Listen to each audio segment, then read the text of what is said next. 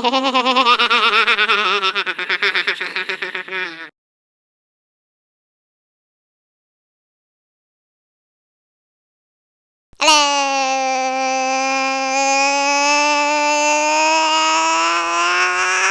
YouTube!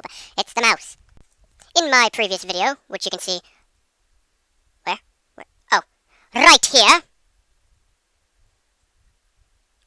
I showed that the number of scientists who give credence to creation science, that's all in air quotes, but my fingers don't work. Anyway, the number of scientists who give credence to creation science, the percent is very low, and the percent of biologists who give credence to creation science is even lower. But wait, what if evolution were proven to be wrong and the scientific community just didn't see it? There are many books on the subject, and today I am going to review those books that are presented in the second half of the video as best that I can, and stuff.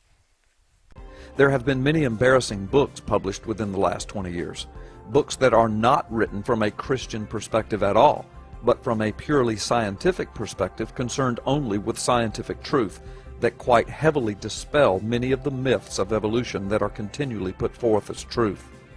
Here are some of those books, readily available over the internet for your review. And that's 7 books right there.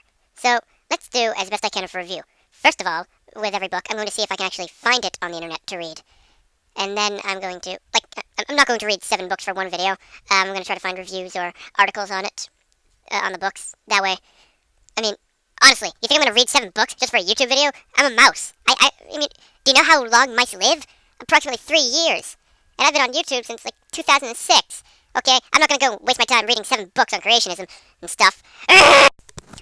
The first book on our list is Darwin Was Wrong, A Study in Probabilities. Now, I've read some reviews on Amazon.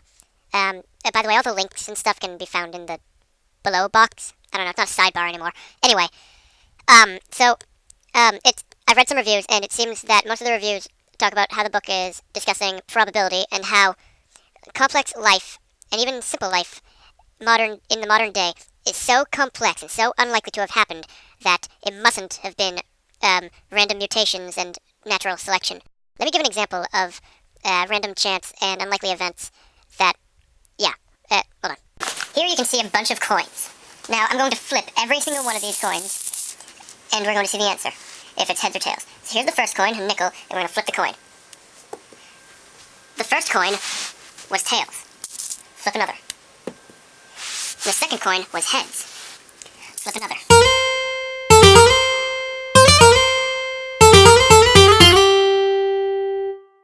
Here are all the coins flipped and lined up in the order that they landed.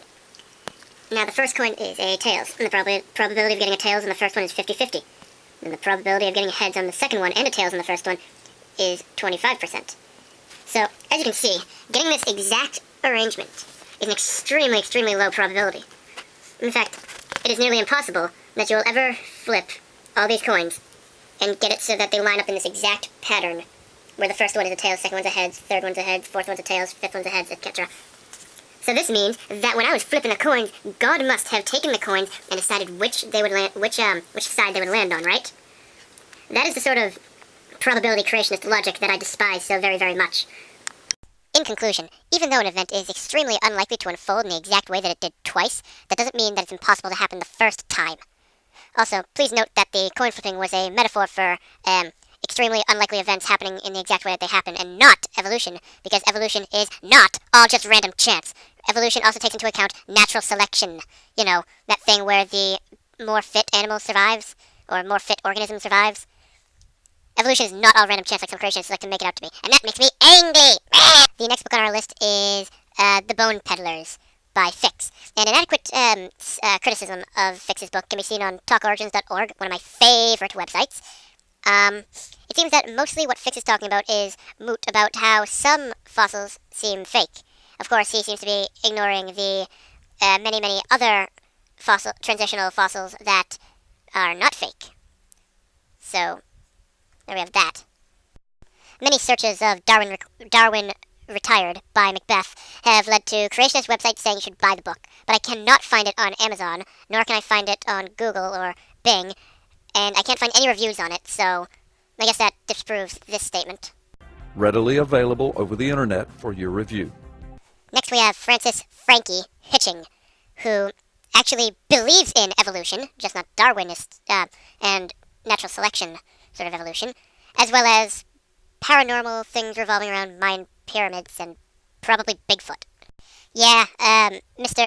Frankie really does like the supernatural. According to Talk Origins, his writings include Earth Magic, Dowsing, The Psi Connection, or PSI, or whatever, that thing from Earthbound, Mysterious World, and Atlas of the Unexplained, Fraud, Mischief, and the Supernatural, and Instead of Darwin.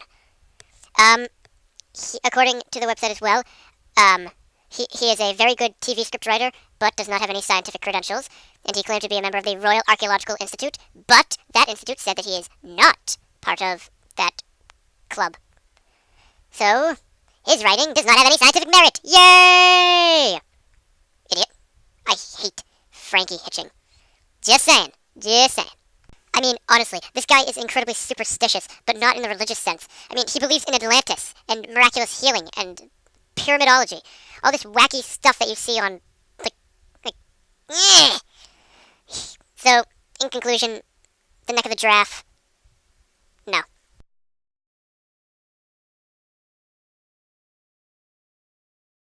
This video is wonderfully deceptive, and I doubt if the author even read these books. G.R. Taylor does not deny evolution in The Great Evolution Mystery. He says that more mechanisms of evolution should be taken into account than just Darwinian natural selection. So, I mean, the video is making it sound like he denies evolution, but he doesn't. He's just saying that there should be more of a, evolution the scientists who research evolution should take into account other theories, like Lamarckism, even though Lamarckism is kind of completely wrong. But, yeah. Darwinism, The Refutation of a Myth, is also written by somebody who believes in evolution. It's a history of the theory of evolution, proposing that Darwin was not the first one to think of it, and it talks about how, again, because after all, DNA was not known in the time of Darwin, mechanisms for evolution are incorrect. It does not deny natural selection, it talks about the modern theory of evolution. And finally, Adam and Evolution, I could find no reviews for. What? We're out of time? Gosh darn it! Okay, check out episode 3 right here! Click the link now!